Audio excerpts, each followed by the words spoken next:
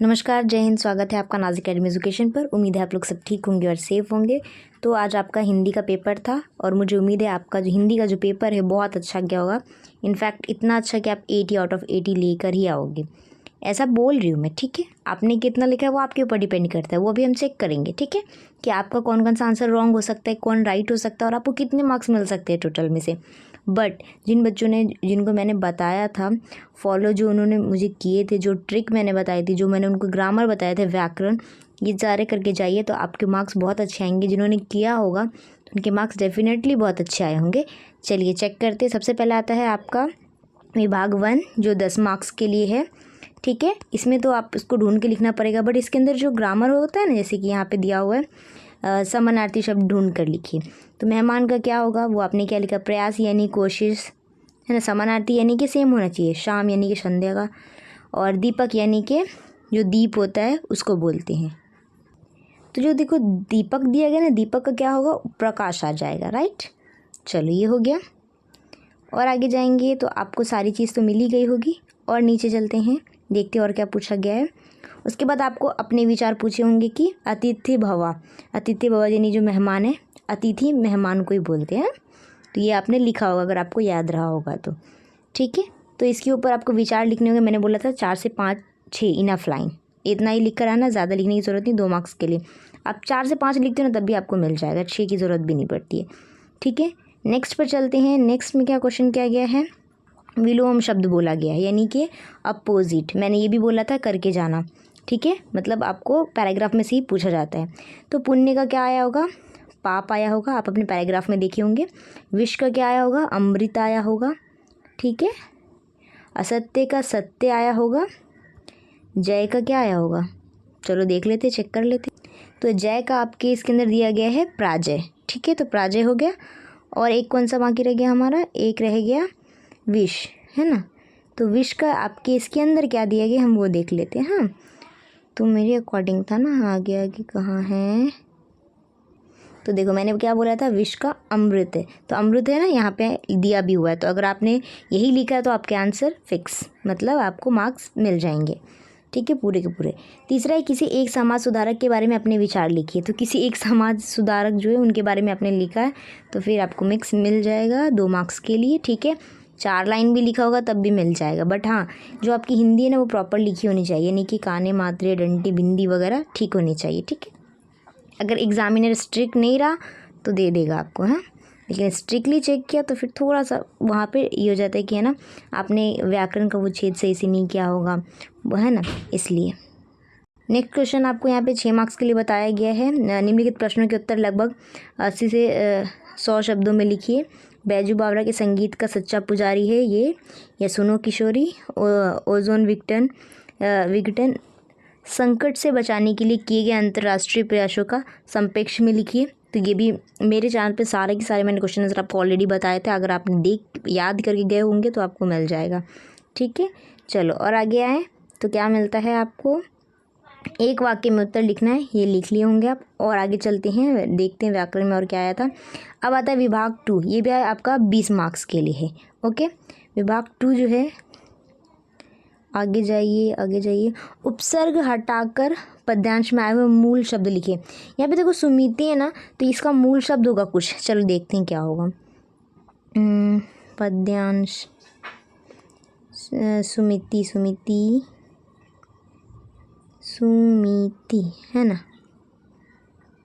तो सुमति का देखो मूल शब्द क्या दिया गया, मति दिया गया है ना, तो ये लिखा है तो राइट है। फिर उसके बाद नेक्स्ट क्या दिया था, सद्गुण। सद्गुण का क्या आएगा, गुण आएगा। तो देखो यहाँ पे गुण यहाँ पे दिया गया होगा आपको, यहीं कहीं तो है यार, यहीं तो देखा है मैंने भी। और ये देखो यहाँ लिखा है ना गुण, ये मूल शब्द आएगा। क्यों, क्योंकि सद क्या है उसका पहले लगा हुआ, यानी क्या हो जाएगा वो, उपसर्ग की प्रत्यय, वो आप मुझे बताओगे। ठीक है, तो ये मूल शब्द ये है।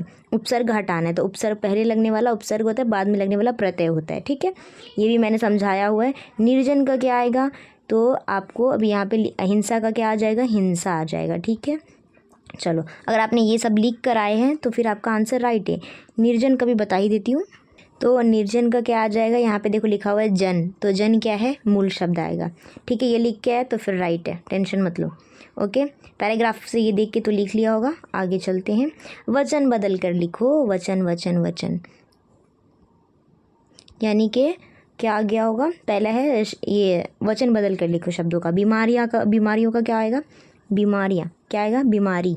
दवाई का दवाइयाँ, कुर्सियाँ का कुर्सी, चीज़ का चीज़ें। राइट है फिर आपका आंसर, डोंट वरी। चलिए, पेड़ हमारा दाता है, इस विषय पे ये भी मैं बहुत पहले करा चुकी हूँ, अगर आपने किए होंगे तो। ठीक है, उसके बाद मैंने बोला था आपको रसास्वादन में जो भी चीज़ आपको दिया जाएगा पॉइंट आउट करके, तब आप वो लिखोगे। देखो, रचनाकार का नाम, पसंद की पंक्तियाँ, पसंद आने के क्या कारण है, और उसके बाद कविता की केंद्रीय कल्पना क्या है। मैंने बोली थी कि अगर जो पॉइंट दिया जाएगा उसी का ही रसास्वादन लिखना रहता है, तो अगर आपने लिखा है तो फिर आपके मार्क्स फुल है। ठीक है, उसके बाद या तो जिनको वो नहीं याद रहा हो तो उन्होंने फिर ये लिखा हुआ कि बसंत ऋतु जीवन के सौंदर्य का अनुभव कराती है, इस कथन के आधार पर सुनूर साखिया कविता का रसास्वादन कीजिए। तो उससे बेटर है कि आपने यही किया होगा, क्योंकि पॉइंट्स ऑलरेडी दिए गए हैं, तो उसके अकॉर्डिंगली। ठीक है, तो यानी कि दोनों में से किसी एक को करना होगा, करना था, आपने जिसको भी किया है ठीक है, सही लिखा है तो राइट है। ओके, उसके बाद आते हैं ई पर, इसमें से भी एक वाक्य वाला आपका आंसर है। चलिए, विभाग दूसरा भी हमारा ख़त्म होता है, विभाग तीसरे पे चलते हैं। तीसरा विभाग है हमारा 10 मार्क्स के लिए, विशेष अध्ययन। ठीक है, उचित मिलान करना यहाँ पे। ठीक है, चलो और आगे चलते हैं, आगे ग्रामर सेक्शन, क्योंकि जो चीज़ आप पैराग्राफ से ढूंढ के लिख ही लोगे फिर उसको बताने का मतलब नहीं है ना। बताने का मतलब क्या है, जहाँ की आपको कुछ ग्रामर दिए गए तो जोड़ियाँ बराबर मिलाए ना। और जोड़ियाँ में सबसे इम्पॉर्टेंट बात एक बोलूँगी कि यहाँ पे जोड़ियाँ आप ऐसे ऐसे करके तो नहीं मिलाया ना, क्योंकि कभी भी जब आप जोड़ियाँ मिलाते हो तो क्या, इसे इसका आंसर जो भी है उसके सामने, इसका आंसर जो है उसके सामने, इसका आंसर जो है उसके सामने, यानी कि जब आप ये बॉक्स बनाते हो ना तो उसके ऊपर एक लाइन ऐसे बना दिया करो और यहाँ पे लिख दिया करो उत्तर, यानी कि जो भी होगा ना एग्ज़ाम में उसको चेक करने में प्रॉब्लम नहीं होती फिर। ठीक है, चलो ये हो गया आपका। ये वर्तमान युग में युद्ध की नहीं शांति चाहिए, इस विषय पर अपने विचार शब्दों में लिखिए। ये लिखा होगा, ये भी मैंने बताया हुआ है, अगर आपने मेरी वीडियोस देखी होंगे तो आपने लिखा होगा पक्का। ठीक है, वैसे आप अपने दिमाग से भी इसे लिख सकते हो। ठीक है, कितना चाहिए आपको, हाँ लिख सकते हैं हम लोग कि हाँ युद्ध की वजह से बहुत सारी मुसीबतें होती हैं, बहुत सारी, जैसे कि आप एग्ज़ाम्पल में यानी कि उदाहरण में लिख सकते थे कि खाने पीने की कमी हो जाती है, लोग मारे जाते हैं, ऐसे करके। ठीक है, इसीलिए हमें वर्तमान युग में युद्ध नहीं बल्कि शांति चाहिए, ऐसा भी लिखे होंगे तो आपको मार्क्स मिलेगा। ठीक है, चलिए आगे चलते हैं। विभाग 4 है हमारा व्यवहारिक हिंदी, अपठित गद्यांश एवं परिभाषिक शब्दावली। ठीक है, ये 20 मार्क्स के लिए है आपका। सो चलिए देख लेते हैं। सबसे पहले है क्या दिया गया आपको कि सेवा तीर्थ यात्रा से बढ़कर इस उक्ति का पल्लवन कीजिए। किया है नहीं, ठीक है, चलो कोई बात नहीं, आगे चलते हैं। सूत्र संचालन के मुख्य प्रकार कौन से हैं वो लिखने हैं। गद्यांश में इक प्रत्यय लगाकर दिए हुए शब्द ढूंढ कर लिखे। देखो मैंने क्या बोला, उपसर्ग रहा तो पहले आएगा, प्रत्यय यानी कि बाद में लगा हुआ। अभी चलो मैं ढूंढ के बताती हूँ। सो देखो यहाँ पे ना एक मेरे को मिला वैचारिक, 4 लिखने हैं ना, वैचारिक मिला, और है बहुत सारे मेरे को, मतलब नॉर्मली ढूंढा होगा तो मिल गया होगा, है ना। एक तो वैचारिक हो गया, प्रसारित नहीं हो सकता, इक बोला यानी कि बोलने के बाद वो इक पे ख़त्म होना चाहिए, इसीलिए क्या हो सकता है, और ठीक है चलो आगे, है ना, मिल नहीं रहा है अभी, क्या कर सकते हैं। हाँ बट एक समझाने के लिए तो बता दिया ना कि वैचारिक है ना यहाँ पे, और है दिया हुआ इसके अंदर है, मिलेगा आप अगर और ध्यान से पढ़ेंगे तो। मैं सोचती हूँ तो फिर तो हो गया टाइम, इसलिए बता रही हूँ। ठीक है, उसके बाद यहाँ पे आया हुआ है कि किसी भी एक कार्यक्रम के सूत्र संचालन आवश्यक होता है, इस विषय पर अपने शब्दों में अपने विचार लिखिए। तो किसी भी कार्यक्रम में सूत्र संचालन जो होता है उसकी क्या आवश्यकता होती है वो लिखना था, आपने लिखा है। ठीक है, 2 मार्क्स के लिए था। नेक्स्ट क्वेश्चन क्या है आपका, एक वाक्य में उत्तर लिखिए। फीचर लेखन या प्रकाश उत्पन्न करने वाले जीवों की वैज्ञानिक अध्ययन की दृष्टि से जानकारी लिखना था। ठीक है, तो इसका तो पैराग्राफ आ नहीं सकता, इसको खुद ही लिखना था आपको, तो लिखे होंगे। या तो यहाँ पे क्या है कि सही विकल्प चुनकर लिखिए। क्या है कि फीचर लेखन में होनी चाहिए, क्या होनी चाहिए, तर्क, क्या होनी चाहिए, तर्क होनी चाहिए, समय होनी चाहिए, विषय या भाव क्या होनी चाहिए। ठीक है, ओके। ब्लॉग का क्या होता है, वेबसाइट होता है या वेब ब्लॉग होता है, जॉन बर्गर ने ब्लॉग के लिए डैश शब्द का प्रयोग किया था, तो कौन सा किया था? Website, web series, web portal. According to जो राइट था उसको यूज़ किया। चलो मैं बताती हूँ। ओके, तो पहला क्या है हमारा, हमने तर्क प्रधानता आएगा, फीचर लेखन में तर्क होना ज़रूरी होता है। ठीक है, मैं डायरेक्टली आंसर बता रही हूँ। और दूसरा है लेखक आनंद सिंह जी ने डैश तक रेडियो उद्घोष के रूप में सेवाएं दी। तो आप जब इनका जो लेसन है मैं उद्देशक, तो वो वाला अगर आप पढ़ोगे ना तो उनके ऊपर इंट्रोडक्शन जो दिया गया वहाँ पे लिखा हुआ है कि उन्होंने 21 वर्ष तक सेवाएं दी थी। ठीक है, उसके बाद है जॉन बर्गर ने ब्लॉग के लिए डैश शब्द का प्रयोग किया था। देखो ब्लॉग आ रहा है यानी कि उससे रिलेटेड ही होगा, दिमाग यूज़ किया होगा तो वेबलॉग लगा कर आया होगा, लिख के आया होगा, है ना। देन फिर आता है हमारा चौथा, समुद्री जीवों के शरीर से उत्पन्न होने वाला प्रकाश डैश के कारण उत्पन्न होता है। तो किस वजह से? तो इसके आपने अगर ध्यान से पढ़ा हो तो लूसीफर नाम के, लूसीरिन ऐसा समथिंग करके कुछ नाम है, उससे जब रिएक्ट करता है ऑक्सीजन तब ये प्रकाश यानी लाइट उत्पन्न होता है, इसीलिए ऑक्सीजीकरण आएगा। ठीक है, तो ये चार के चारों आंसर हुए। चलिए नेक्स्ट पे चलते हैं। एंड यहाँ पे आपको लिंग पहचान कर लिखना था। क्या है ये? स्त्रीलिंग है, पुल्लिंग है, क्या है वो आपको बताना है। ठीक है, ओके, तो वन बाय वन बताती। सबसे पहले आपका शनि है। शनि नाम ही आपने सुना होगा, तो शनि अकॉर्डिंग टू ग्रह के अगर हम जाएंगे तब भी ये पुल्लिंग ही आता है। ठीक है, और नेम के हिसाब से जाएंगे तभी पुल्लिंग ही आता है। ठीक है, दूरबीन, दूरबीन भी पुल्लिंग है। पृथ्वी, पृथ्वी माँ बोलते हैं हम लोग, तो क्या होगा वो? स्त्रीलिंग है। ठीक है, आकाश, आकाश क्या है? ये भी पुल्लिंग है, यानी कि तीसरा वाला खाली स्त्रीलिंग है, बाकी पुल्लिंग है। ये लिख के आए हो तो फिर ठीक है। चलो ये आ जाते हैं। अगर वीडियो देखा होगा मेरा, मैंने जिसमें बताया कि फाइनल रिवीजन जिसमें बताया कि किन्हीं 4 परिभाषिक शब्द लिखिए, तो क्या है ना, आपने अगर देखा होगा तो आपको पता होगा। स्पीड यानी कि गति, बताया था मैंने, बताया था कि नहीं। एम्बेसडर यानी क्या होता है? राजदूत। बॉन्ड यानी क्या होता है? जोड़, है ना। बैलेंस यानी क्या होता है? बताओ क्या होता है। इनमें से किस किस के लिख के आए हो मुझे कमेंट में बताना। ठीक है, चलो नेक्स्ट आते हैं विभाग 4 पर। चलो विभाग 4 पे व्याकरण का पूरा सेक्शन आता है, हमारा फेवरेट वाला। चलो 10 मार्क्स का, बट थोड़ा सा टफ होता है। हमें चेंज करके लिखना है कि मैं पढ़ लिख कर नौकरी करने लगा। इसको किस में बदलना है हमें? पूर्ण भूतकाल में। क्या आएगा? चलो बताती हूँ। ओके, तो इसका आंसर हो सकता है पूर्ण भूतकाल में चेंज करना है ना, तो ये हो सकता है कि मैं पढ़ लिख कर नौकरी करने लगा था, है ना, पूरा चेंज कर दिया। उसके बाद है आप अगर और नीचे जाएंगे तो चलो तीसरा वाला भी चेंज करके बताती हूँ। हमारे भूमंडल में हवा और पानी बुरी तरह से प्रदूषित है। अब पूर्ण वर्तमान काल में बताना, यानी कि पूरी तरीके से पूरा नहीं होगा। तो क्या बनेगा आंसर? हमारे भूमंडल में हवा और पानी बुरी तरह प्रदूषित हो रही है। ठीक है, चौथा क्या है? बैजू हाथ बांधकर खड़ा होगा। तो क्या होगा? सामान्य भूतकाल में बताना है तो हम लोग ऐसे लिख सकते कि बैजू हाथ बांधकर खड़ा रहा। हो गया। ठीक है, ये इस तरीके से। तो ये तो हो गया। काल का बोला था पढ़ के जाओ, काल पढ़ के गए होंगे तो आंसर राइट ही लिख के आए होंगे।